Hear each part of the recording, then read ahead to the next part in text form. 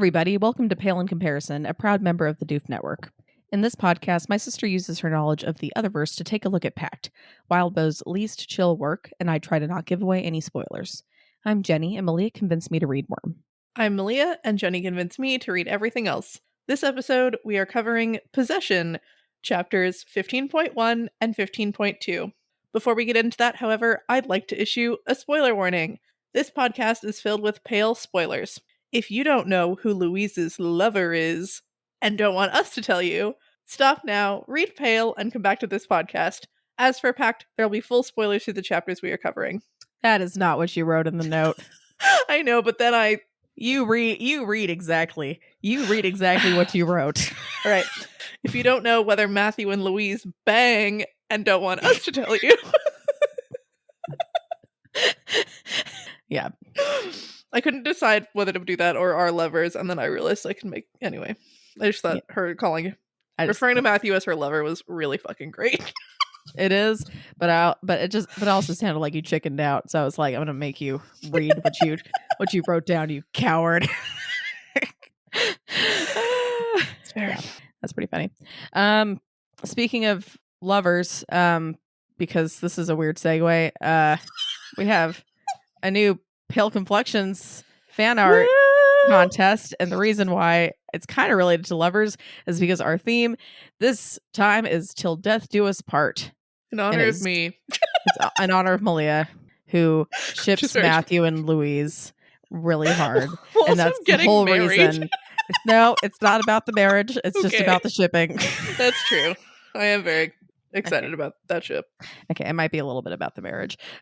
But because that's happening. It's happening soon, which is exciting. But because it's happening soon, we need to make get sure this shit going. Yeah. Art contest happens because I don't know what Elliot and Ruben are planning to do, but all of the Pale podcasts might take a brief break. So we gotta get this art contest done. They may or may not be coming to hang at Malia's wedding, which would be really fucking sweet.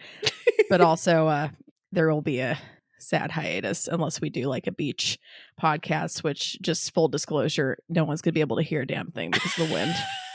We could get up really early to do it. Really, really damn early. Yeah, really fucking early. We could go to Haleakala where there's definitely no service and we can freeze our asses off. There's a shit ton of wind, yeah. And there's a shit ton of wind. Yeah, that's true. Or we could go to the beach where there's definitely sand and water and things that are great for electronics and definitely nowhere to plug shit in. So hopefully we have good battery life. Yeah. Luckily, Maui does have buildings. Those are our only two, our only two environments are all the way on the top of the fucking mountain or right at sea level. That's it's a very small island. There's nothing else. Just mountain to beach, and then that's fucking it.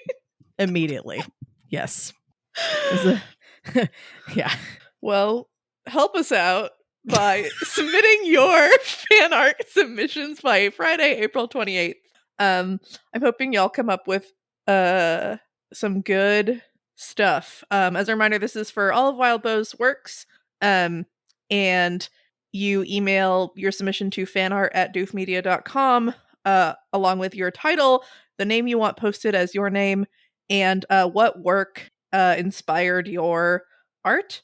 I don't know what happens in Twig, but for some reason I imagine that people die in Twig and it's very sad, and so I'm sure this could make some really tragic Twig fan art, but honestly, everyone dies. Everyone dies. Wildbow has Spoiler death alert. in all of his works. So, or you could do fun marriage shit. Yeah, you could do some fan art of Malia and Ben, which would be really funny to me. I guess I was thinking but it would be really funny to me. Avery and Snowdrop or Evan and Blake, those are kind of you could be till death do us parts. You could you could be have an animal mask, You and Ben could both have masks. I know what Ben's would be. A bird. Yes. Yeah. What would you pick? I really like seals, but That's a weird pairing, but I dig it. Would be a seal. A seal and a bird. Yeah, like a puffin. And a puffin. Okay. Okay.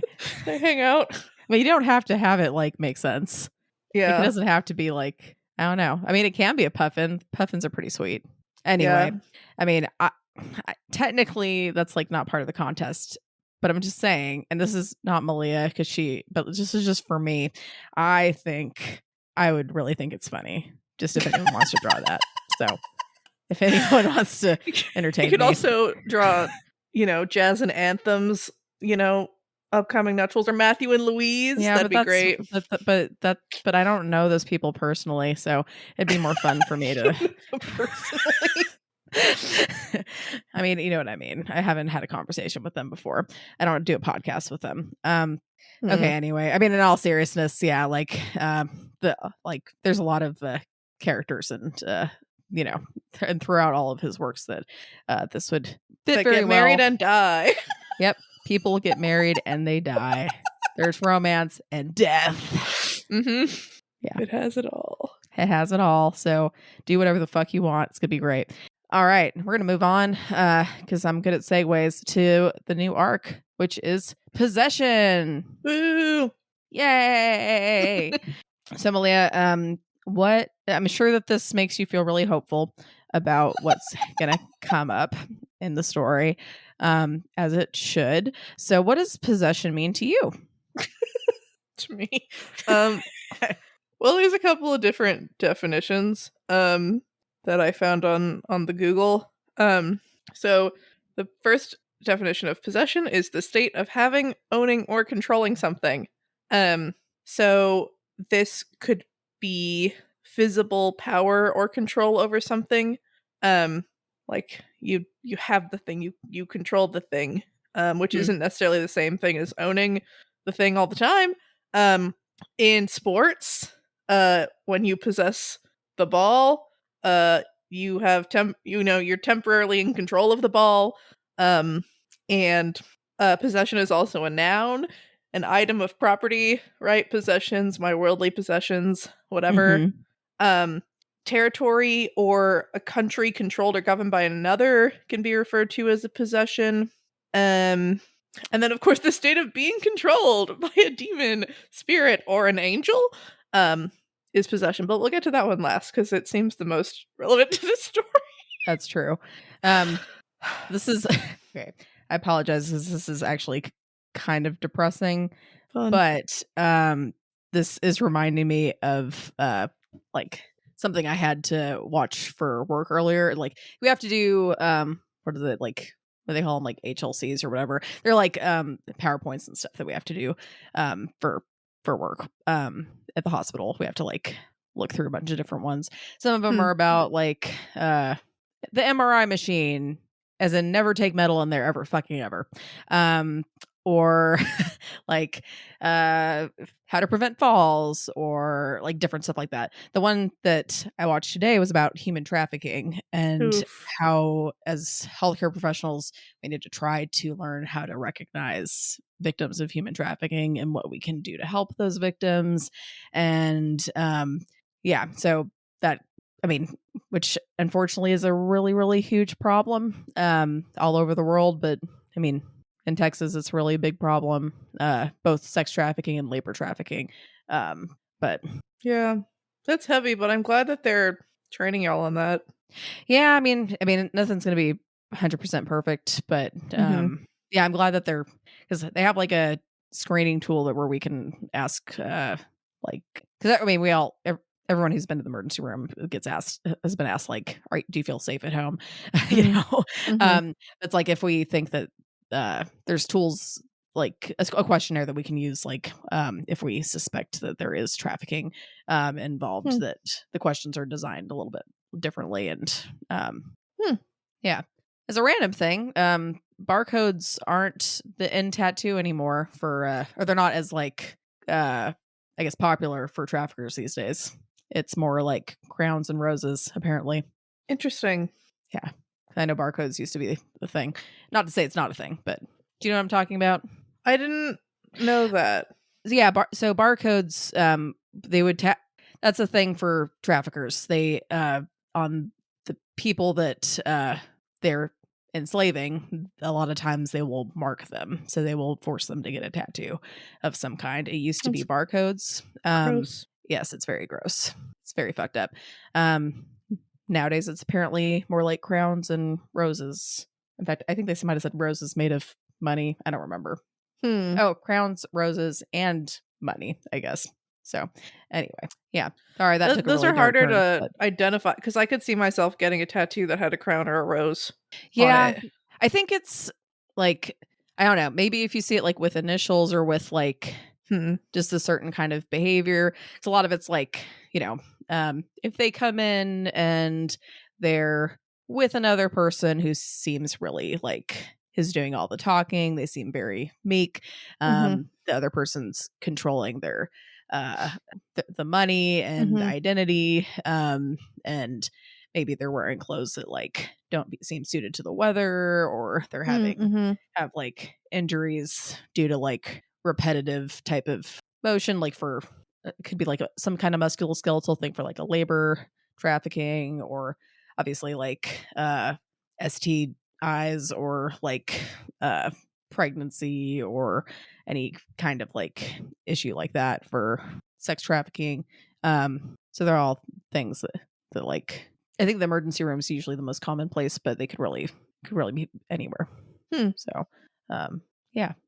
Which, anyway, sorry, I know that's really heavy, but I just watched a thing on that earlier and I thought it was very interesting and it's fresh in my brain. So so now you know, guys, whatever, if I actually said anything that taught anything, or if I just blabbered. It's hard to tell. Sometimes it's both. So but yeah, human trafficking is bad, and hopefully we can all work to decrease those numbers and catch those motherfuckers who are doing that shit. Totally. All right. Anyway, the next definition of possession. Yeah. Well, I wanted to talk about the phrase "possession is 9/10 of the law." Okay. I, not really because it's necessarily relevant to this arc, but more because I never fucking knew what that meant, and they don't teach you in law school because it's not actually like a thing, a legal principle necessarily. I always thought it had something to do with like, if you had drugs but you weren't using the drugs, it was still bad or something. I mean, that's true. I thought it had to do with drugs. It doesn't have to do with drugs necessarily. I can see that. Yeah, so the idea is that like, if you're trying to determine ownership, possession is a really good indicator and often is a strong hurdle that other people need to overcome to prove that they in fact own the thing if someone else possesses it. It's easier to maintain ownership if you have possession of the thing. So this sometimes comes into play with like houses. If you're in a house and you're like arguing with someone about who owns it, it's just like easier if you keep the house for like everyone involved, you know, like things like that kind of. And yeah, so I just, in case y'all ever wondered what that meant, apparently that's what that means. I probably shouldn't admit this, especially on a podcast. I've never heard that phrase until just now. Really? Yep. I don't know where I've heard it, but I mean, and again, I've never heard it used well because I always thought it was about drugs, but yeah, I'd heard that and been like, what does it mean? That's what it means. Did you first hear it with the DARE program? I don't know. Let me guess no. Okay. I don't remember. I feel like that's so funny because I was like, everyone's gonna want to know what this means, and turns out that's hilarious. lot. I mean, probably everyone does. You just get paired with the one person who's like, I've never heard that phrase before. Well, it's just not. I don't know. Yeah, I mean, that's fair. Possession is 9/10 of the law, and the 1/10 is it's like actual legal ownership or something. Yeah, that kind of seems like BS, but I don't know. It's like the piece of paper that says you own it. I don't know. Piece of paper. Yeah. All right. So we got that. I wanted to take this opportunity to talk about another silly law thing. Ooh, so have you heard of adverse possession? I mean, I've heard of those things separately. Okay. But not together. So, well, when I describe it, maybe you've heard of the concept. So this is something that people get kind of excited about in law school because it seems like a great way to own a lot of land. Okay, is this a hot tip, Malia? Is this a hot tip for this economic crisis for us poor like millennials and Gen Zs out there? I think it only really comes in handy in terms of like small pieces of land that border your property. But okay, well, this is also a hot tip in terms of like declare that you own your shit. okay, so step 1, own property already for this. No, you could be a victim of someone adversely possessing you, or you could adversely possess someone else, and it can all be a thing. So okay, I want to make sure I get the elements of adverse possession right because it's silly.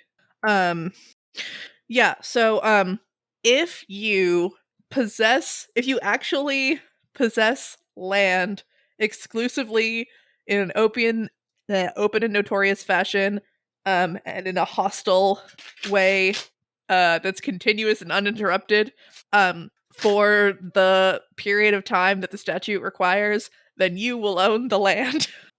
I feel like I did not say that well, because this is something that you learn in property and like blah, I can't find it. But basically, like, if you go onto some land and you like live there and you're not hiding, and maybe you like, I don't know, you maintain it or whatever, you like build a house, so you like, you do things on this land, in an open and notorious is what it's the legally known as, right? But you're not like hiding, right? Like you're not like a squatter probably wouldn't qualify because they're trying to hide, probably. Okay. But if you're just like, yep, I own this land, and you act like you own this land, and you're not like using the land, but like sharing it with the person who actually owns the land or whatever, you're like, this is my fucking land shit, right? If you are doing that for whatever period of time the statute in your state or whatever requires, then you can go and file what's called an action to quiet title, where you say, hey, there's a dispute about who actually owns this land, and I actually own this land, and this is why. And then they can be like, yeah, you own this land. So that's fucking nuts. Right. The idea is that we want people to use their property productively or something. So use it or else we're gonna lose it. Or like fuck. Or be like, bitch, you're on my property, get off. Right? So like if somebody shows up and is like, what the fuck are you doing? This is my property, and like files a thing like evicting, being like, get off. That breaks your continuous chain of adverse possession or whatever. Like that's like a severing in the length of the 10 years or whatever, and eventually they can like have you arrested for like living on their fucking property or whatever. Yeah, I mean, I feel like that should be like sooner than like 10 years. But, no, yeah. So that's the thing, right? Is like, it's like if the owner of that property like doesn't notice or doesn't give a fuck, then you can do it, right? But if the owner of the property is like, what the fuck, and like tries to kick you off, then it's not gonna work. So sometimes it'll happen in terms of like if a boundary line isn't very clear and maybe like a fence is built in kind of a weird spot, and you've been like mowing this whole, strip of land in the back because you thought it was your property because that's where the fence was, and no one said anything about it, and now like, something's happened, they're trying to sell the house or something, and then there's a dispute. There's a chance you have adversely possessed that property by openly and notoriously treating it like your own property, exclusive of the rights of the owner, and they didn't say shit. Interesting. Yeah.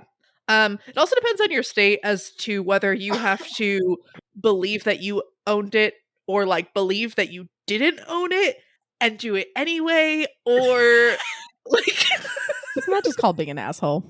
Yeah, sometimes they're like, you have to be an asshole to get this land. Like, it's a lot. And then there's sometimes, the length of time is different. Like, it's all different everywhere. So this isn't, there's a reason why this isn't like a big trend sweeping the nation in terms of how to get land. Because most people are good about making sure people aren't on their property or whatever. But hot tip. Hot tip. Or something. Okay. Yeah, adverse possession is fun. So basically, like, what I need to do, and this is not really what I need to do, in case there's legal repercussions. Not legal advice. This is not legal advice, but hypothetically, what I could do is find, like, just hypothetically, I mean, I'm sure this is in public record, Malia, but just like, this is a random question. This has nothing to do with anything. How much land do you think Greg Abbott owns? I have no idea. Probably a lot, right? Probably a lot, right? I mean, he's not going all over that land all the time, right? I mean, he personally might not be, but I mean, I don't know. There's know. probably like fences. There could be like a little spot where hypothetically you could just proclaim democracy on his land. Mm-hmm. And by that I'm just spouting a bunch of BS, just like he does, actually, in a sense. But kind of oppositely. And yeah. You don't look convinced, even though you just said yeah. As my hypothetical lawyer. I don't think. Well, so like trespass is illegal. Okay. And I mean that would be trespass. I don't know. I mean, it kind of feels like adverse possessions, kind of trespassing, but like sneakily. No, but it can't be too sneaky, right? Well, it's not. Okay, not too. But like, okay, so what does it mean to be loud? Could I put up do I have to shout it around? Or could I put up like signs? Be like, this is my property, bitch? I mean, just like the way that you're currently living in your house, right? You're not like hiding that you live, like you're not like sneaking around making it look like nobody, whatever. You just like live there. Like that's enough for open and notorious. Okay. But like I'm saying, because he's like a rich fuck face. He probably has some land he's not paying that much attention to. So like, just what if, or like, okay, here's a thought. I feel like you're gonna have to cut all this, which means you're not gonna cut any of it, but this is a thought. Okay. Okay. What about trees? Okay. I don't know. I feel like you're either not convinced, you don't see where I'm going with this. Okay. In Berkeley, like how people like have protested shit by like living in a fucking tree for a long time. What if you just lived in a tree on Greg Abbott's land openly, like you would live in any other tree? And would you just adversely claim the tree? Would you get the land that goes up to the tree? Would you get a circle around the tree? Oh God, wait, no, then that's a whole other question. Damn. In terms of your state and whether you would get the entire plot or just the plot that you used. That differed. So I don't know. In Texas, I think it's like a 10-year statute of limitations period that you have to have possessed the land, and then you have to bring claim to quiet title within 3 years of that successful 10-year period. Which seems rude, but whatever. And then there's a whole bunch of other things too, where like if the reason that the owner didn't come to say like, hey, get the fuck off my property was because they were like I think in jail might be one of them, but like if they were suffering from some sort of like mental disability, or if they were a baby or whatever, like there's reasons why the owner isn't like, haha, fuck you, okay. So okay. But also if you're like openly, like you don't have to build a house or whatever. Like I guess if you're living in this tree in such a way that you're not like hiding, sure. But like, I feel like that'd be a fact question for a jury. Or like what constitutes living? Do you have to like sleep there? Can you go there like for a few hours every day to read poetry and yeah, I mean that's the thing. You don't even have to act like you don't have to live there. You just have to use it like you own it, right? So like this would be a thing for like farm land, right? If you like grew a bunch of crops there, or maybe you started keeping horses there, or if you because again, like you're not living on that tiny little strip in your backyard, but you're mowing it, you're treating it like it is your property. That's true. And you don't mow it every day, so you probably but you mow it like every now and then. Right. You're consistently mowing that, treating it like your own. Okay. What about, okay, I'm sorry. I know that this is not what this podcast is about. I know that this isn't your specialty, but I'm just curious now. So like, what if like, how like how Oprah owns like half of the damn island or something. Mm-hmm. So like she's not there most of the time. Mm-hmm. You just go and pretend like act like you live on Oprah's land and get some free Maui land that way, right? Yeah. Except she probably has people that are like, because again, it's like years. Yeah. Like someone's probably going to notice you, and a lawyer's going to send you a letter saying like, "Hey, get the fuck out." But you don't have to be there like 24/7. No, you don't. But if a lawyer sends you a letter saying, "Hey, get the fuck out," that breaks your continuous. But that's only like that breaks a continuous requirement. You have to start all over, and eventually they can find your address, send it to you. What? If you're not like, what if you like? I don't know. I mean, I feel like if you're not using it regularly, then that breaks. Continuous? What if you're using it like? But I'm saying you are using it regularly. It's just like you're not there 24/7. It's just like you go there like maybe you mow the lawn. Is there a mailbox? I don't know. Sure. Like maybe there's a mailbox. You have a responsibility to read the mail that says "get the fuck out." Sure, but like, or they can build a gate and a fence to be like, "Get off." That's enough to be like. That would probably make sense. Is it more or less likely for this to work if you do it at night, like in night shifts?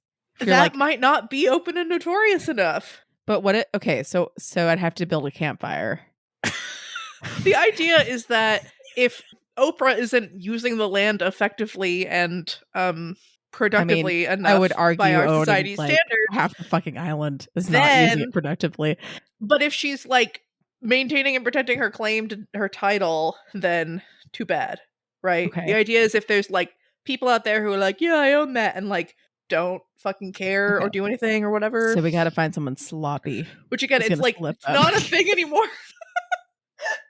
This is why people really like Heather's possession, because it sounds like it's so easy, but no, it's not. It's not going to help you. Which is good, because that would be kind of fucked up if it was easy and you're like, "God damn it, someone stole like 10 feet off my property." And yeah. But those rich people, they have like so much land. They don't know what to do with it. They're not. Right, I'm not saying it's like morally wrong. I'm just saying. I mean, it's okay if you say it is, because I'm talking about stealing someone's shit. But look, our country, our society, our laws say that it's okay for you to like be granted possession of that land if you're using it like you own it and they're not. That's fucking wild. So that's like just to land, or like fuck, I don't know. We learned about it in context of land. I don't know if you could do it for like someone's car or something, but I think it's a land thing. Interesting. Okay. Mm-hmm. All right. I know we spent a lot of time on that. I do think it's really interesting.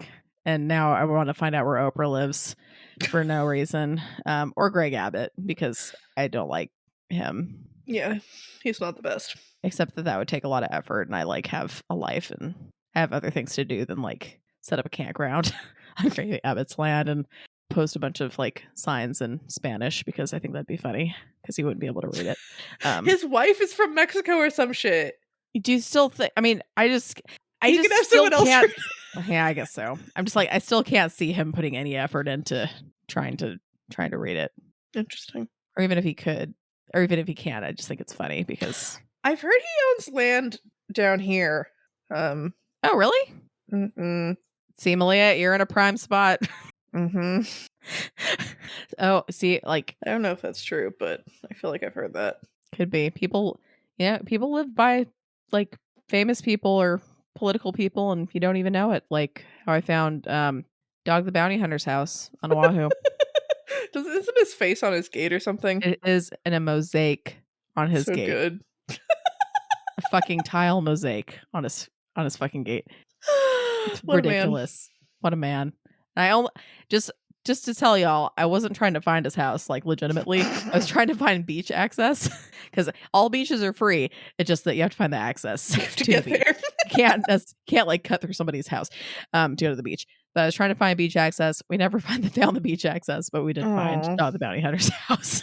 That's fun. Well, we found beach access somewhere else, but like not that spot, which would have been nice. But Yeah, so that's funny. And I actually went to school like really close to his office on TV. Weird. Yeah, which I don't know. It's just fucking ridiculous. Okay.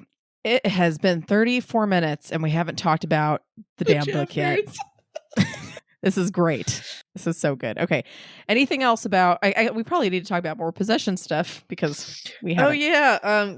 Johannes is currently possessed by Faisal as far as we can tell, and there's a demon on the loose, and Molly can possess people. It's just bad. It's just bad.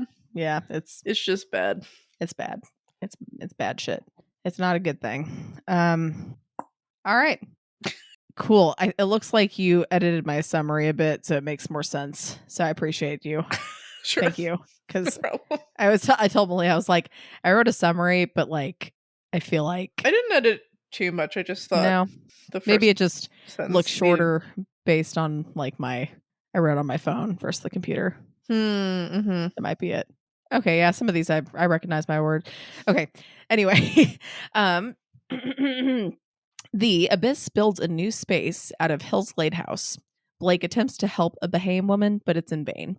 The barber goes after Blake, but he somehow gets away. Rose forgot to bring a single fuck to give. That's pretty good. Kathy reads a sad bedtime story. The Inkman uses words that can hurt. Paper Cut Girl returns. Barbie is still scary. The library means business. The barber waits between them and the exit. What'd you think of these chapters, Malia? Packed is scary. I told you. Still not as scary as Twig, but no, it's like intense now. Fair, but I haven't read Twig, or at least most of Twig. I mean, it's always been intense, but it's like, there's a demon. It's bad. He's cutting people in half. Kathy's dead, sort of. That was really sad. Like that was really upsetting and disturbing. And is dark. I don't know. It's hardcore. It's hardcore as fuck. Yeah.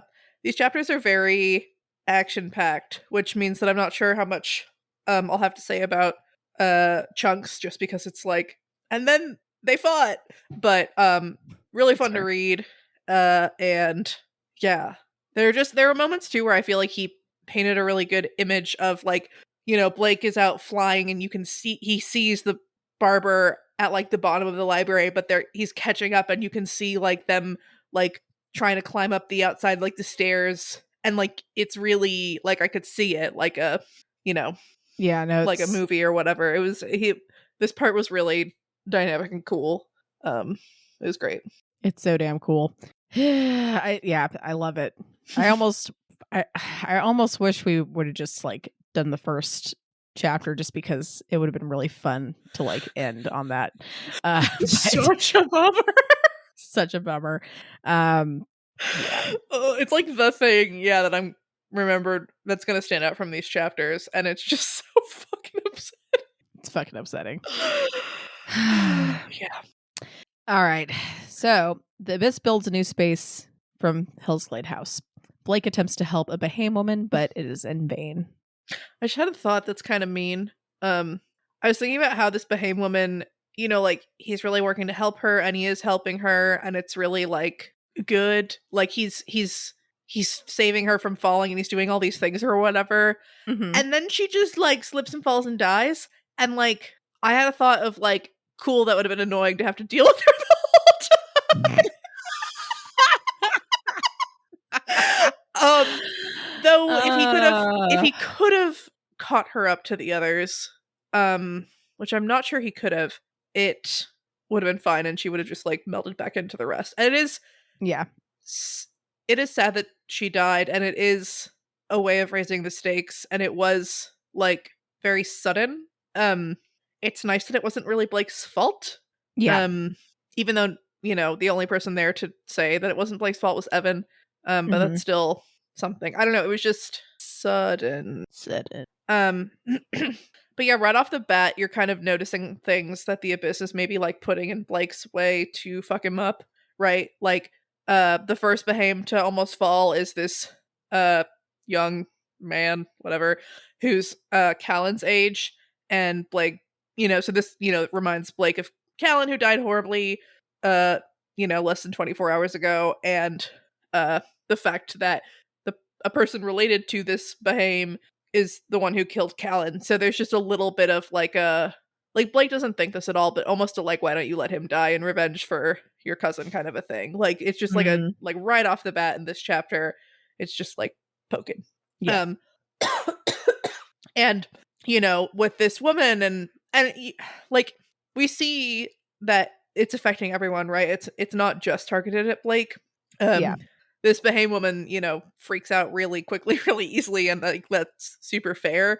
But also like Blake being left with just her, who like is blaming him for not letting her fall and die. Her death. Yeah. Yeah, and like trying to figure out how to help her without, you know, just leaving her. Like all these like things.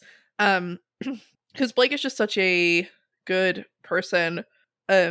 That this is probably just kind of like needling at him. Because we see, yeah, after she falls, like Blake catches up to them. Like he can fucking fly when Evan's there. Like he just sort of like, you know, catches back up. Like this was a big burden. And the fact that the burden has been lifted is probably something that bothers him. Because he would feel bad for feeling like a burden had been lifted by her dying. Or, you know, she probably isn't dead. It's probably way worse, right? Yeah.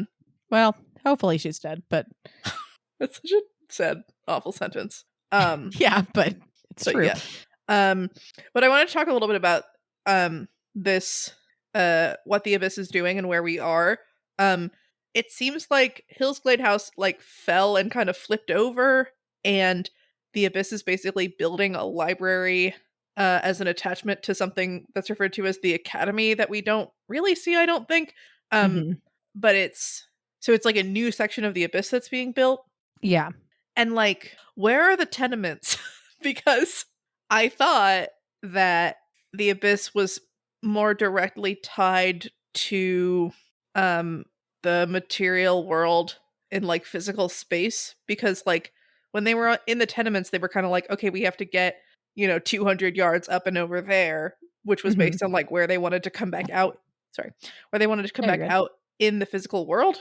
But then they should have gone back into the tenements because like they entered the tenements from the library, you know, like, yeah. And I like that it's like, this is so cool and like awesome. And it makes sense that it isn't just literally like 1-to-1. And I was surprised that it was like that. But now I'm just like, why did Blake drop into the trains? Like, was that random? Was the Abyss trying to figure out the worst place for him to go? Like, how? I don't know. But yeah, I wanted to talk a little bit about this woman and like how Blake tries to help her. I don't even know if like I don't even have a ton to say except like it's just fucking wild to be like, okay, I'm gonna jump into the air and you're gonna freeze me and then you're gonna use my body as a stepping stone. Yeah, like you're fucking insane. Across. And then you're gonna unfreeze me, and then I'm gonna keep going and not die, and it's gonna be great. And just this is insane. I think it's funny how she is surprised that Blake knows that it's like the whole Bahame shtick is like a perception trick. But they do have a tiny bit of actual time magic, right? Yeah. But it's just so wild. And it's, you know, what if she had fallen right now? Because she falls like really soon after this. And so what if she had fallen and not unfroze Blake? And he's like, I'm really glad that she didn't fall and she unfroze me. And it's just like wild. I mean, presumably she didn't have that much magic.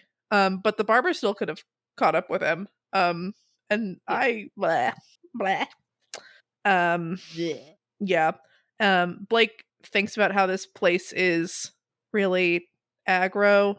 And I'm, you know, is it Barbatorum? Is it Molly and the whole Jacob's Bell energy? Or is it the fact that it's a library and it wants everyone to shut up? And I kind of think it's the last two, mostly. But yeah, it's pretty funny. And that's pretty great. Yeah.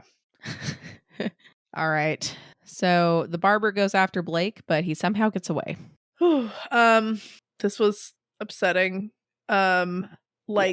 Barbatorum has some sort of horse head or something. And I was like, is that a reference to something somehow? Or is it just gross? Because I don't think it's not that he has a horse head, it's that he was like wearing a horse head. Yeah. So, ew. But yeah, so he throws the shears at Blake and they lodge into something, and Blake is like, oh, maybe I'll like grab them. But then he realizes Barbatorum's coming out of them. And so, yeah, he's running. Evan saves his life a bunch of times, including one time where he's like, he stabbed me or something, but also no, because it just went through the gaps. And then the barber like reaches out and touches Blake's face and then like squishes him. Yeah, which but he doesn't lose his eye. We're okay. We're really like harping on this whole eye thing. I bet Blake's gonna lose an eye. That's a prediction. Because we keep talking about how Blake needs to get monster eyes, and then he almost lost his eye. Green Eyes lost her eye. Blake's gonna lose an eye. All right. Okay. Because I didn't do the whole fucking he's gonna get on fire. And I was so upset about that. So now he's gonna lose an eye. Okay.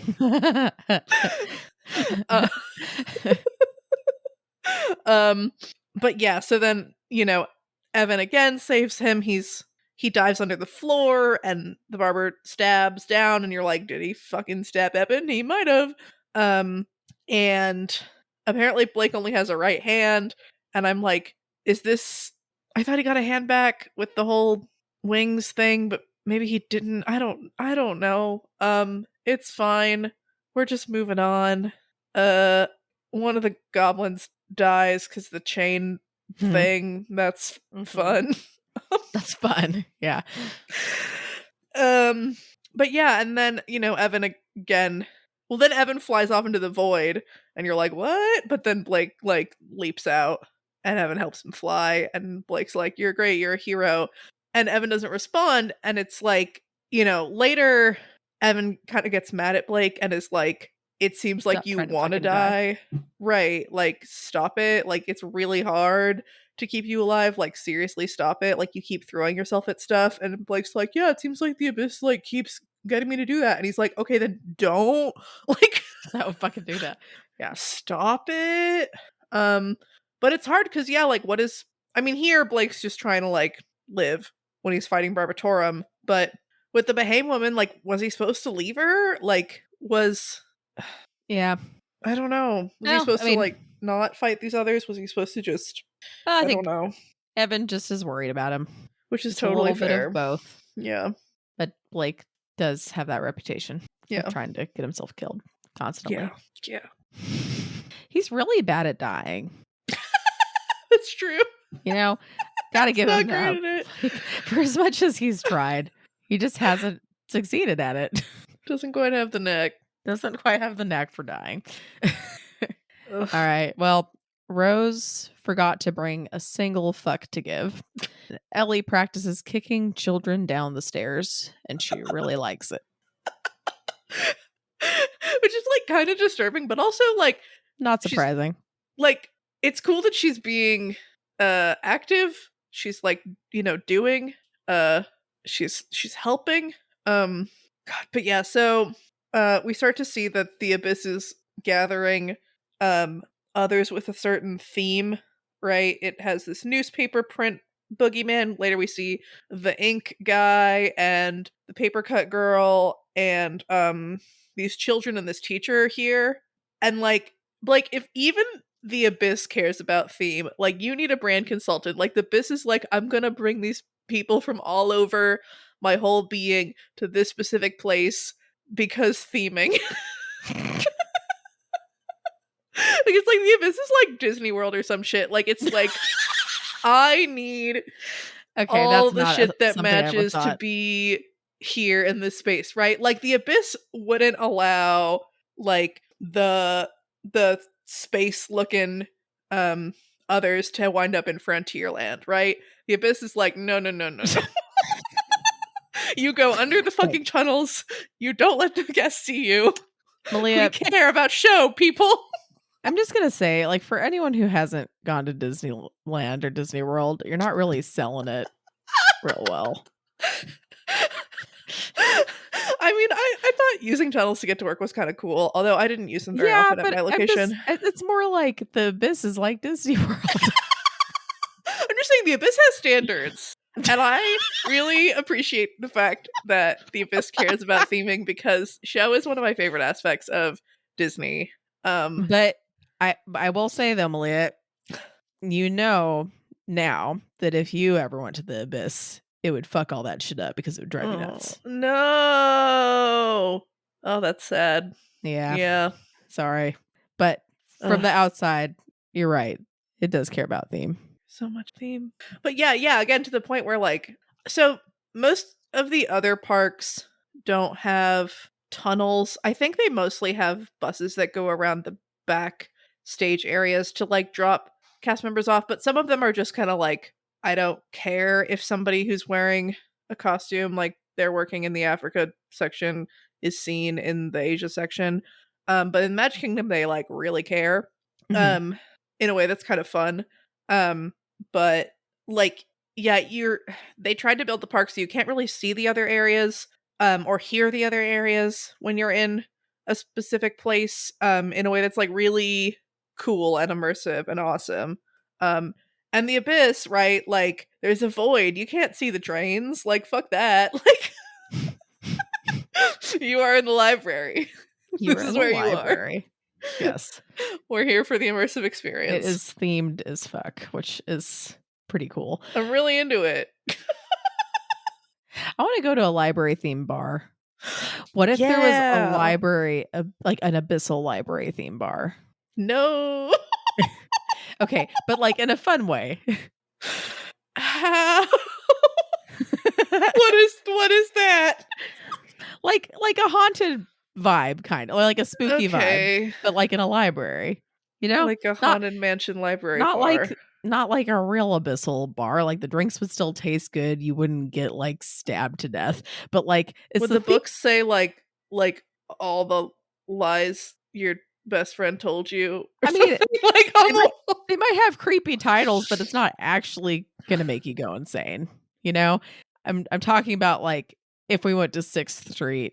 The truth about your father. Like, would it all just be like the truth? Let the fucking truth be, like, he was obsessed with NCIS and like drank Diet Coke too much. But you just always wonder. Like, he did take those cookies that he lied about. He gave Malia one extra Pez more than you want. No, he would never do that. He would never do that. That's impossible. Yeah. He is like fucking equal almost to a fault, but like I always appreciated it though. Yeah. Anyway. Yeah. I'm not talking about in Otherverse world. I'm talking about in our world. If there was like a spooky library themed bar, okay, I would be so fucking down for that. Even just like a haunted bar would be really cool. Not as haunted as like a haunted house, because like people kick and punch people in haunted houses for just being too scared, and that plus alcohol is a really bad combo. But if it was like haunted mansion-y kind of, going back to Disney, where it's like kind of spooky but not like really fucking spooky. Yeah. And not necessarily like all the parts of the haunted mansion stuff, but just like some of the kind of creepy stuff, but just like kind of cool. Yeah. Gothic-y aesthetic. Yeah. With like pictures that like they still like look at, like follow you down, you know. Stuff like that. That's kind of, well, they had that in the haunted mansion. I know. Fine. The haunted mansion is cool. Still scary. Yeah, but it's not like it's not like someone running after you with the fucking chainsaw or like scary demon scissors, you know? Sure. Yeah. There's a limit. The lady in the attic is really scary. Whoa. Is the bride in the attic a reference to Jane Eyre? I mean, sorry. I never thought of that, but you worked there at Disney, so you'd probably know better than me. No one ever mentioned it, but I don't know. I mean, well, just okay. I feel like I need to refresh my memory on Jane Eyre because I haven't like looked at that in a really fucking long time. Spoilers for Jane Eyre. In Jane Eyre, she gets engaged to the rich man, and she's the governess of his ward, who may or may not be his illegitimate daughter.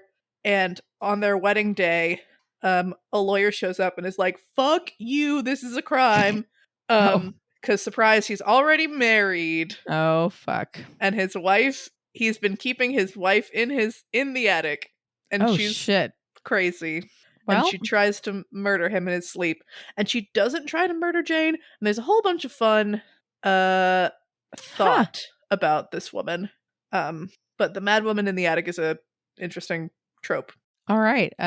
Yeah, I did not remember that. Maybe I didn't actually read this story because I feel like I would have remembered that. Sorry. That's all right. Malia, it's fine. It's been out for a long time. I feel like I can't claim like that you spoil like any spoiler warning anymore.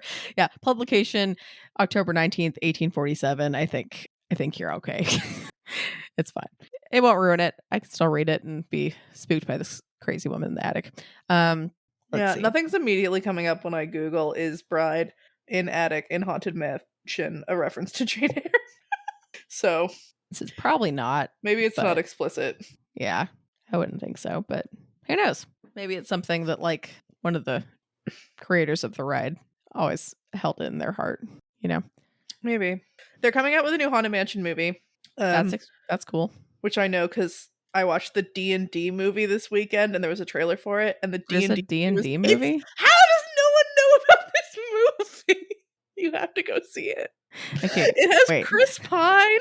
It has Hugh Grant. What? It's a fucking delight. What? I know. Okay, what the fuck? Wait, what? It's so fun. It doesn't take itself too seriously. If you've played D&D, you'll recognize a lot of things that they don't necessarily point out like super obviously. Like somebody breaks their concentration and a spell like stops working. There's just like fun shit.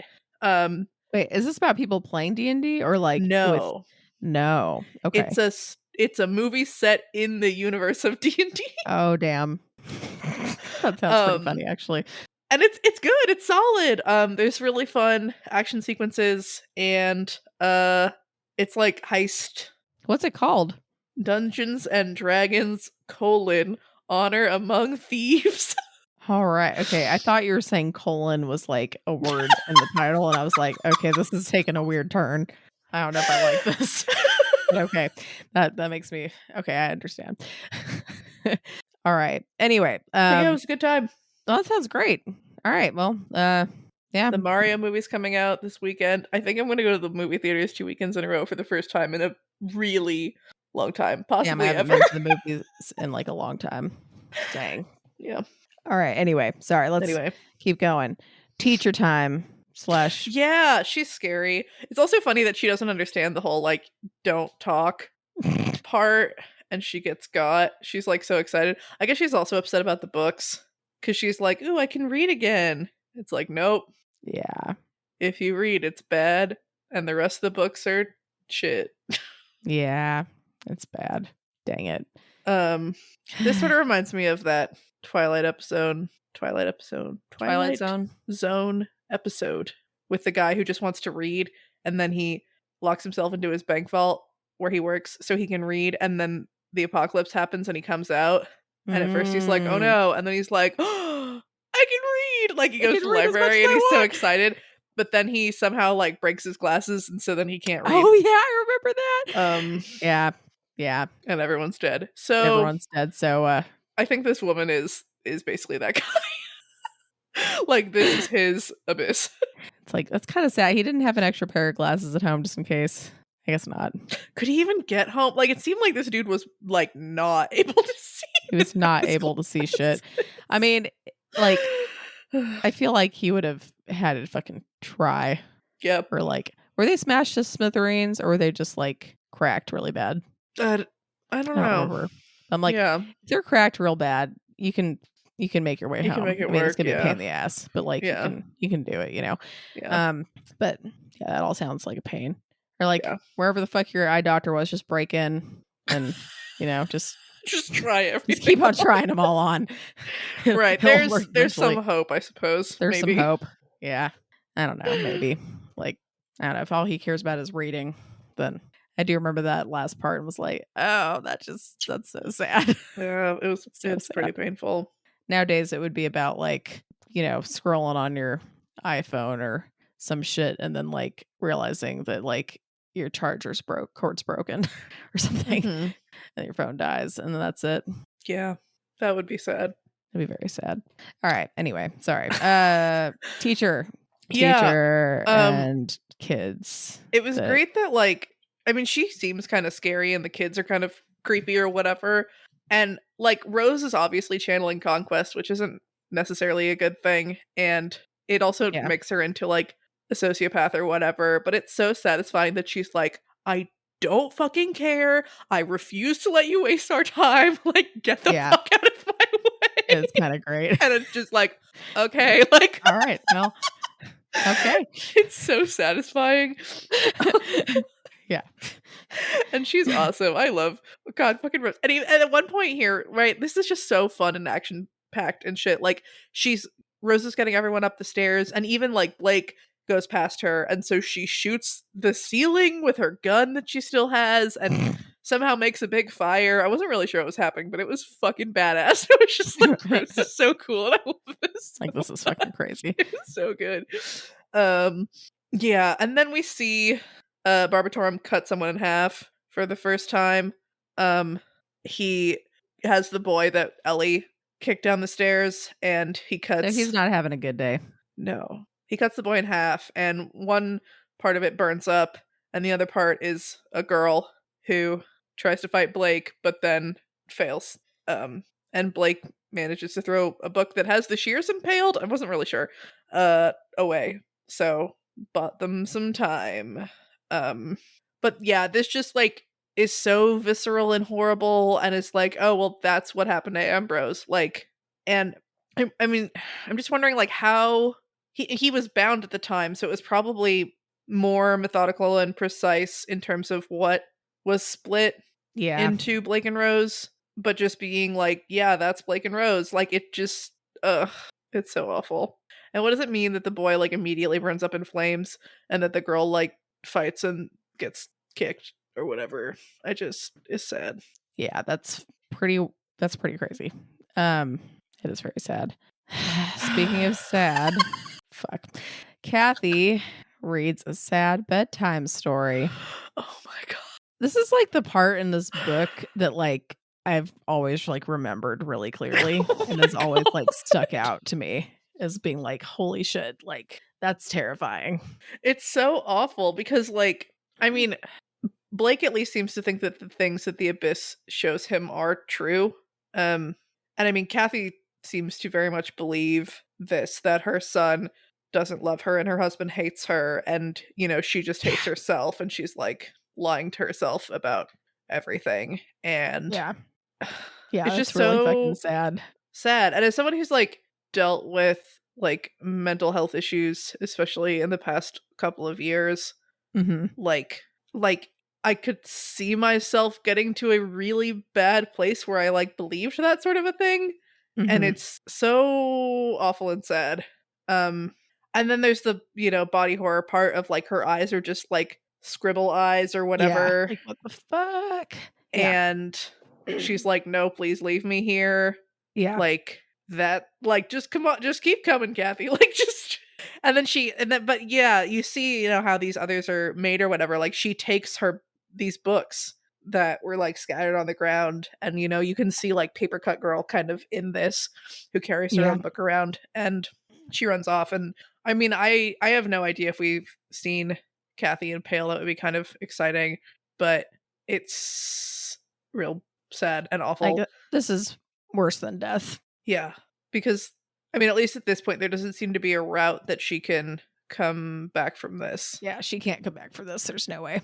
Like, I was thinking, like, if she somehow manages to, like, get to Kenneth, like, she'll just be a boogeyman who's trying to be, trying to learn how to be cool or whatever. But it doesn't seem, yeah, I don't know. I don't know. It's, and I mean, like, all the Thorburns are bad people and they suck, but so much of that is, like, not their fault. Like, they have 7 generations of karma, like, pressing down upon their family and like making them into these like twisted, awful people. And I guess like you can look at Ambrose and say like, no, they didn't have to be this way. Like Molly, right? Like they didn't have to. Yeah. Kristoff, like there are people in their family that aren't like complete and total pieces of shit. Mm-hmm. But also like, yeah, like Kathy didn't deserve this, and it's really awful. And in a way, this is what Grandma Rose, like, I don't think Grandma Rose specifically wants this to happen to Kathy, but like, no, probably not. She was okay putting her family at risk of demon to try to prevent more, to try to stop this cycle of the Thorburns, which is good, but also just this sucks. Makes you wonder what that book would have had an effect on different people if Wildbow had chosen someone else to read that book. That's really interesting. So we do see a couple of titles for Blake. The ones I really remember were How to Kill an Angel and The Lies Roses Told You. And it's interesting wondering, yeah, like what are the other titles people are seeing? It's interesting that Kathy does this after the teacher has already like seen the books and freaked out and died. But if you see yourself drawn in a picture book, like maybe you can't, like it's a big temptation to see what it says. It'd be really hard not to pick that up and look through it. That's for sure. And then of course Rose says, don't read the damn books. And it's like, thanks, Rose. Well, I mean, to be fair, Kathy read the damn book after, so, you know. Well, she says this after Kathy runs off. Well, she's telling everybody else, like, if anyone thought about it, everyone gets fucking curious. Yeah. Don't fucking do it. Yeah. It's like the warnings they put on, like, hair dryers. Don't put this in the fucking, don't use this in the bathtub. True. Like. It's good to reinforce that. And we see here how Blake is the heart and Rose is the head. Because, you know, Rose says this very pragmatic, somewhat cold statement, and she's trying to force Kathy to come on. Like, I think she, you know, wants to save these people. She wants to save her cousin, but she's not able to really like look at the whole situation.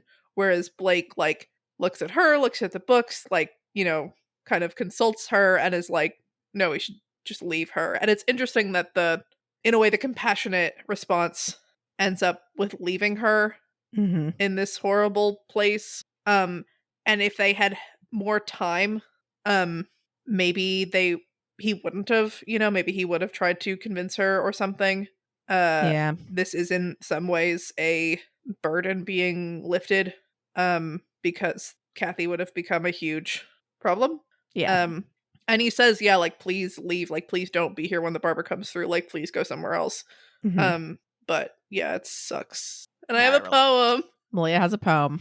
For our third kind of dead Thorburn. Because Blake got a poem. And this is by Edna St. Vincent Millay. She's my favorite. It's a sonnet, I believe. And a lot of her sonnets don't really have titles. So yeah. Okay. Here is a wound that will never heal, I know, being wrought not of a dearness and a death, but of a love turned ashes, and the breath gone out of beauty. Never again will grow the grass on that scarred acre, though I sow young seed there yearly, and the sky bequeath its friendly weathers down. Far underneath shall be such bitterness of an old woe, that April should be shattered by a gust, that August should be leveled by a rain, I can endure, and that the lifted dust of man should settle to the earth again, but that a dream can die will be a thrust between my ribs forever of hot pain. So, for Kathy, you deserve better. Yeah, that was a nice one, Malia. Thanks. I was trying to snap, like, for feedback. I heard them. It was, yeah. Okay, very cool. Just in case that sounded weird. All right, well, after that, we leave Kathy. Run into an ink man who uses words that can hurt, and Papercut Girl comes back with a vengeance. Yeah, I mean, this is just sort of fun. Like, we're running, we're fighting. There's a dude who kills and then writes shit out in blood ink or something. Blake's like, sucks you're an asshole because you could have given me cool tattoos back. And he thinks about, you know, it seems to me that like demons are not from the abyss. The abyss is not hell because we've learned like the abysses change, and boogeymen are destruction. Like later we see that Blake that the boogeymen and others in this area recognize that the barber is wrong. Like the barber is not like them. He's not of this place. He actually destroys. Mm-hmm. And it just seems to me that like demons don't fit down here exactly. Even though it really sucks down here. It sucks, but it's not like demon level suck. Yeah. Blake thinks about how boogeymen and I guess the abyss, their purpose is to recycle the world. And I thought a fun slogan for the abyss could be reduce, reuse, retraumatize.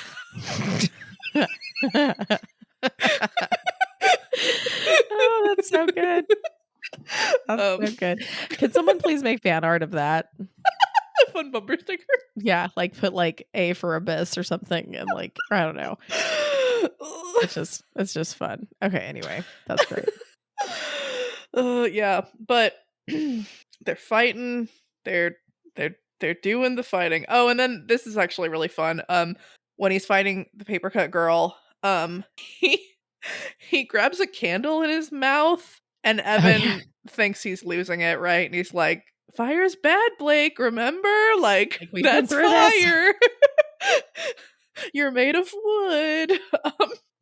But you know, also this is the library, so lots of things in here are also susceptible to flame. And he flies up, and he spits this candle out, and he's like, really it was pathetic. Like it didn't do anything. Like it barely, like whatever. But it, you know, she turns around like it was a distraction, and like such a funny one. But he, you know, he gets her. He has her swear to never hurt anyone again, and she agrees, and she leaves. And I don't know, like good luck to her. Like I hope she isn't just killed by the next thing that crosses her path, or by the next practitioner that summons her that tries to get her to whatever.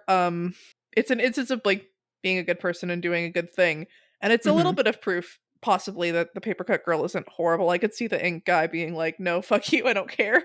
But yeah, also people don't want to die, so they'll agree to things to not die. That is true. But it was fun seeing her again. Yeah, back with a vengeance. All right, Barbie is still scary. The library means business. I'm a Barbie girl. Yeah, the barber's like living his best life. Like he's having a great time. He's having a fucking ball right now. He's like, I've been stuck in this fucking circle for fucking ever, and now I get to fucking chop things in half and stab things and freak people out, and this is fucking great. And it's so awful. And I mean, I guess like he wants to specifically target this family because, you know, Rose could maybe figure out how to bind him again or whatever. Like he has a reason for specifically coming after them, but he's also gonna have fun while he's and part of the fun is like taunting them, kind of making them feel like they can get away. But yeah, so Blake realizes that this is a library, and one of the fundamental rules of any library is to shut the fuck up. Yeah. So this is a fun twist, right? I mean, it's great that they figure it out, but they're also like, when we move, we make noise. Like we have to keep moving. But he, you know, Rose gets everyone to take their shoes off. Like they're trying. Too bad they didn't think about silence runes. Oh my god. Who knows? Maybe that wouldn't have worked anyway because of this stuff. Yeah, I feel like the witch maybe had some trouble practicing down there, but also it might have worked. That sucks. Yeah. But also it's good that they can still communicate if they have to. But yeah, he saves Ellie from getting dragged through the bookshelves and into the abyss. Our first mention of Johannes in these chapters is that like Johannes and a knight try to help her. And I mean, it seemed like based on the last two chapters we had read before this week that, or I guess just the interlude, whatever. It seemed like from the interlude that Faisal like is in control of Johannes now. And so everything he's doing, it's like, fuck. And I'm wondering how much of it is him. And how much of Johannes is still in there kind of or is in control at all. Because a lot of this stuff seems like stuff Johannes might do or say, but yeah, I do knew. Yeah, and this is where Evan's like, please stop almost dying. And suggests that fire may be a 3-beat. The dragon, the demon, and then question mark, question mark. And Blake's like, oh yeah, maybe it'll be Faisal, and like we can take him. And Evan's like, no, you dumbass, stop. Like, and then we get like evidence of why Evan is the best. Like, I need an Evan in my brain. Yeah, he's an inspiration. He's so good. He's so defiant. Because Ellie's like, what the fuck? Like, you think this could turn out okay? And like, Evan's like, well, duh. Like, how do you get through something like this if you don't believe you can? And it's just so awesome. And I don't know. Like, I think it's funny that he also refers to like schmoes, and then schmoes, Alistair asked, one of the schmoes. But like, it just like Evan has been kicking ass and believing in himself and like fighting and resisting and surviving for so long, and it hasn't broken his spirit at all. He's like gonna keep going, because like that's a core part of who Evan is, and it's so great and he's upsetting. too legit to quit. Indeed. But yeah, so Johannes is like, Faisal's way stronger than you and everyone, and we all suck.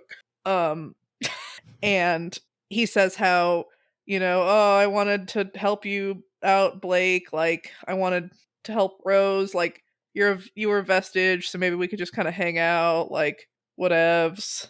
But then, Blake hears a faint ringing with his words, which is kind of like conflict or something. It kind of reminds me of Cameron's sight breath thing. Like, these would be like red words somehow, directed. And like, I'm trying to parse like, okay, if this is Faisal saying this, like, what does he mean?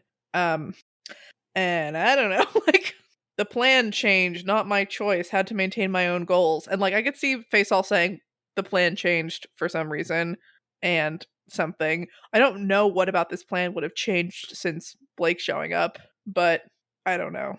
Saying I hope this will be a short, brutal, violent end for me seems weird if it's Faisal talking. So I don't know. Maybe he's dormant. Right. Johannes talk until, I don't know. But not saying, by the way, Faisal's in control of me, lol. Because, yeah.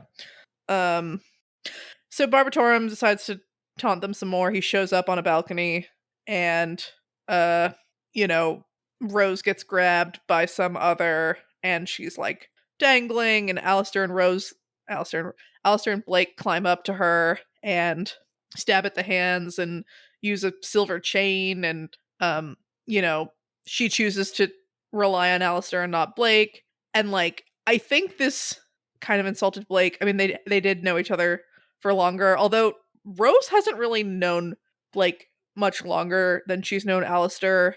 Yeah. Because she doesn't remember.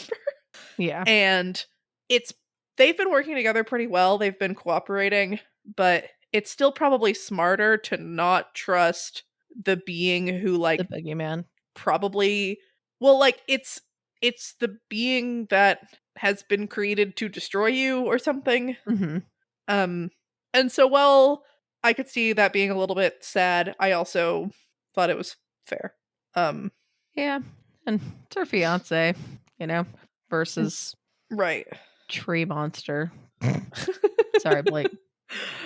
Blake. And then Blake is, the shoes are off. Everyone's going to kind of keep going. And he sees his quote unquote former friends. And it's just like, this might be the first time he's ever been like, my former friends. And that's so sad. Like, that's a huge bummer. He feels guilty about having gotten them into this. Like, they want a way out, and they got into it for him, and they don't even have him, and he doesn't have them. And it's just really like, Blake's friends were the thing that provided him with his self, like the thing that were so good. We're willing to do this like crazy fucking shit for him, and like now there's like barely a connection, kind of. It's really sad. Mm-hmm. All right, well, last part, The barber waits between them and the exit.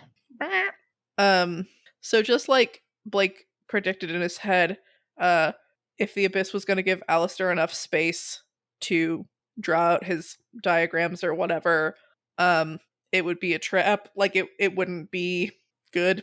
So they reach this big flat space, but there's a book, I think, stabbed with shears in the center, which, is almost certainly Barbatorum, standing between them and an exit that will lead to what was once the bottom of the hill of Hillsglade House, it seems. And this is just upsetting. Also, Blake at one point, for some reason, thinks like possession was the barber occupying one of them, and like it's the fucking arc title. It's really just like awful and upsetting. And like, like if the barber was occupying one of them, would they even say anything?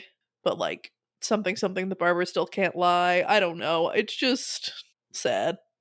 And yeah, there's a not zero chance at this point that one of them looked at the barber, because like Blake not looking at the barber while fighting him and stuff just seems absolutely insane. Like, I don't know. That's insane. I'd be so dead. I'm really glad that I'm not these people. Oh, yeah, no kidding. Yeah. I'd be He's so fucking dead. gone. All right. Well, now we're at our pale in comparison section, which is great because I'm starting to get tired, which I guess everyone will think that's funny at least. But our pale in comparison section, Malia. Woo! Okay. We could compare libraries or librarians. Oh my god. I was like, what libraries? And like, oh my god. Totally blanking on her name, but she's perfect. Nina, right? Nina. Oh my god, that's so funny. They both like quiet. They both like books. She doesn't like fire, but she's like nice. This seems to be a much bigger library than the Blue Heron's library. Like, books are not in short supply here. That's cool. I mean, what do you think, Nina? I mean, I feel like, would she be in conflict about visiting this library? Oh god, I think she'd be really upset about it. Yeah. She can't look at the books. Yeah, and they're not right books. Right. That's really sad.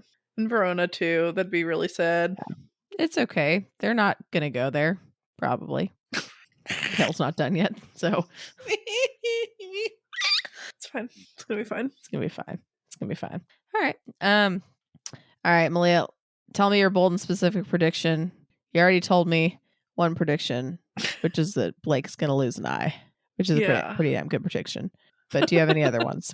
I think the barber will possess someone, like, by the end of the story. Like, someone's gonna look at him and he's gonna get in there.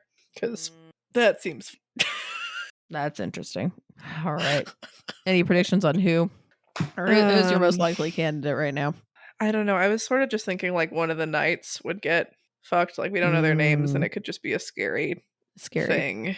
Fucking thing. Yeah. Yeah. I also just feel like something bad's gonna happen to Evan, but that makes me sad. That is a sad thought. Yeah. All right. We're going to talk about our discussion question from last week. And I hope you come up with a discussion question for this week, because I can't fucking think of shit. We'll figure it out. Or we just won't do one. No. All right. So our last discussion question was, get an AI to write an Otherverse-related haiku and share it and the prompt with us. So I did one? Yes, Malia did one. I didn't even think about doing one, to be honest. I decided to mess with the Bing. And Bing asked me if I was okay, because I asked it to write a poem about Kathy. This isn't exactly a haiku because it's 665 instead of 575, but that was pretty good. She read the awful truth. Her loved ones despised her. She chose to escape. And my prompt was, write a haiku mourning a sad woman who wrote a book that told her husband and son hate her and that she hates herself, and so she decided to give up and live with her drawn-on eyes in a demonic library. To be fair, that's kind of hard to write a haiku about. So. And Bing was like, are you okay? I was like, yeah, it's a book. Did I really started talking about it? Yeah. That's hilarious. Well, that's nice of it to check on you. Are you okay? All right. Xerxes Praetor. His prompt was, can you write Johannes's domain declaration as a haiku? And it is, beyond conventions, only this space I claim here. a sanctuary. And then also put later for Mag's ritual. I claim my true name, self and strength, no more half me. Wild card, I decide. Which the last one is 6. But I think it depends on how you pronounce wild. Wild card? Wild card. Wild. I decide. Wild card. Wild. I decide. Wild. Yeah, I guess so. Wild. Those are pretty good. Wild card. I decide. Yeah, maybe I just pronounced wild weird. Never mind. It's perfect. Malia was laughing at this one and I didn't read it yet, so so Balectal has different answers. First they tried to get a really old AI to write a haiku. This is from Eliza, one of the first chatbots ever written, and it was released in 1966. So do you want to help me read this, Jenny? Do you want to be sure. Do you want to be Eliza or do you want to be Balectal? I can be Eliza. Okay. Hello, I am Eliza. Hi, Eliza. How are you today? What would you like to discuss? I was wondering if you could write a haiku about Pale for me. Oh, could write a haiku about Pale for you. Yes, exactly. I see. Can you please write a haiku about Pale? Don't you believe that I can please write a haiku about Pale? I'll be honest, I am rather skeptical. Did you come to me because you are rather skeptical? I came here because I want a haiku about Pale. What if you never got a haiku about Pale? That would be somewhat disappointing. I see. Yeah, AI's come a long way. It's come a long fucking way. And then they also they tried again with a different bot and wrote out Percival's titles as far as we know them, and then requested, please enumerate my titles in haiku format. So I'll read these. There's 5. Crafted at 239 with 12 sets of eyes in witness. 99 titles. First and foremost, I, Percival and Warnock, noble. The third witch's creation. Avery Kelly, great. Partner of Snowdrop, second. Helped in my making. 98th, I, bitten by an opossum. Brave and unbroken. Disorganized, yes. 99th title holds. Misnumbered and confused. That's great. Fun. That's fun. All right. Next, the bee vampire says, let's see Chat GPT's hot takes about pack characters. Prompt. Write a haiku about a character impacted by a Wildbow that never did anything wrong. So good. Podrick, the goblin, never did anything wrong. Loyal to his friends. Wild. Out of all the fucking people. Anyway, okay. That's fucking hilarious. Prompt. Write a haiku about the most evil character impacted by Wildbow. Laird Behame's his name. Power hungry and ruthless. Evil to the core. So harsh. Poor Laird. Prompt. Same as the previous prompt, but with a different character. Rose, the twin sister. Scheming, cunning, and clever. Darkness in her heart. That makes me worried. So it says either the AI is confused about Podrick or is 15 steps ahead of us for an eventual 8th court reveal. Also never did anything wrong. Whatever. Okay. That's fucking hilarious. I mean, he definitely wrote that. Except for actually no, he didn't, because the goblin. All right. New discussion question. We could do something about adverse possession, or I don't want to do like a name a book title that you think someone would freak the fuck out at. You can phrase it better. What is a book tempting an evil book that would appear in this? I don't want it to be for you, because that's kind of sad. Should we have it be like for you, for a character or something, for a character in the other verse? It's one of Wildbow's characters. Oh yeah, okay. The Wildbow. I like it. Taylor. I can't even think of one, but oh my god, there'd be so many. First one is like Taylor, you're not always right. Effective child assassination. She'd just be like, ooh, okay. I mean, it's supposed to be a tempting title. Right. But it's supposed to fuck you up. Supposed to fuck you up. Tempting. I mean, that might not be the best title, but that it'd be something about that shit. Correct. Yeah. Fuck you up. All right. Thanks for listening, guys. I guess I didn't get that sleep deprived yet, which I'm kind of glad about because I have to work tomorrow. But anyway, if you enjoyed this episode and you'd like to help support the podcast, please subscribe, share it with your friends, and leave a rating and review. To support our podcast, go to patreon.com/joofmedia. And if you'd like to support Wildbow as he continues to write fantastic stories, go to patreon.com/Wildbow. You can follow the pod on Twitter at Pale Comparison or send us an email at paleincomparisonpod@gmail.com. Keep an eye out for our Reddit thread in r/parahumans, where you can answer our discussion question and share your thoughts on this episode. In addition, if you would like to see all of my predictions laid out, check out our episode description for a link to a prediction tracker. Next episode, we will be covering chapters 15.3, 15.4, and 15.5. Also, don't forget about the fan art contest Till Death Do Us Part, due the last Friday in April. And also shout out to Kingslingers, one of the Doof podcasts. They just finished their coverage of The Shining. And again, I will never read a Stephen King story, but it was really interesting to hear them talk about it. Matt really liked it, so I really want to read it. Yeah, I really like the movie, which apparently is very different.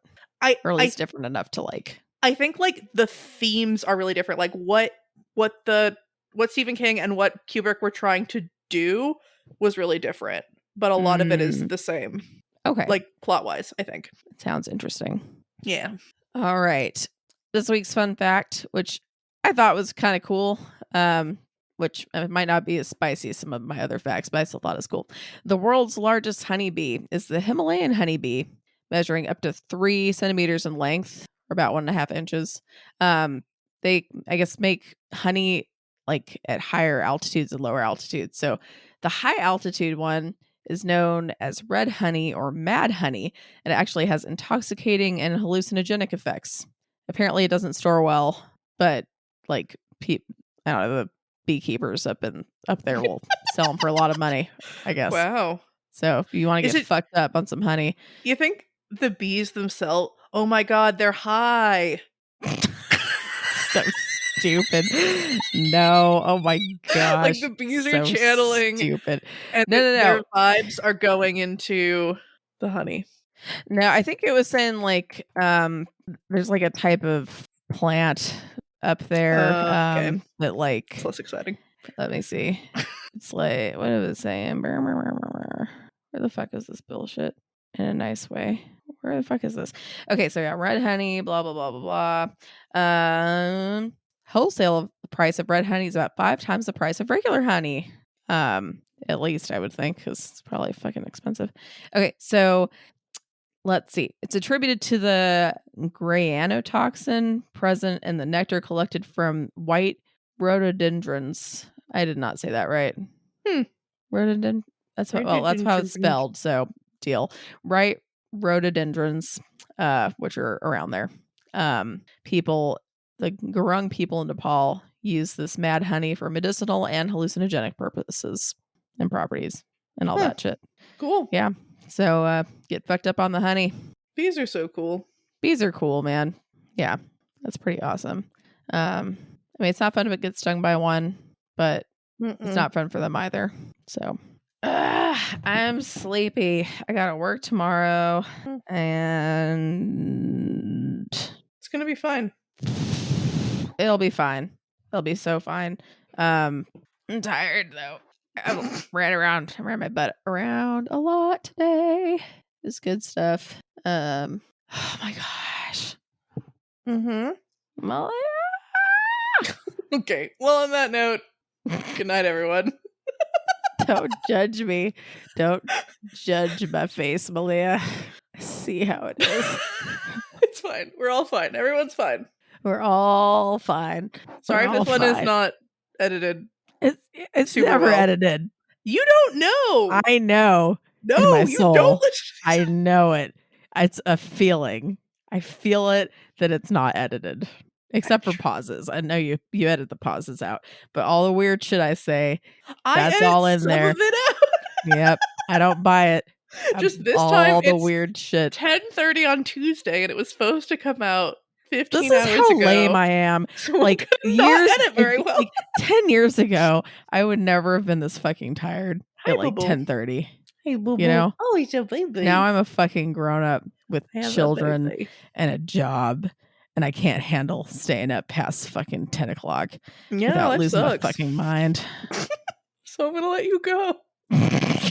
All right, I'm gonna wake up at 5 in the morning, and it's gonna be great. And that's it. Okay. Good night, everyone. Right. Adios. Bye. Goodbye.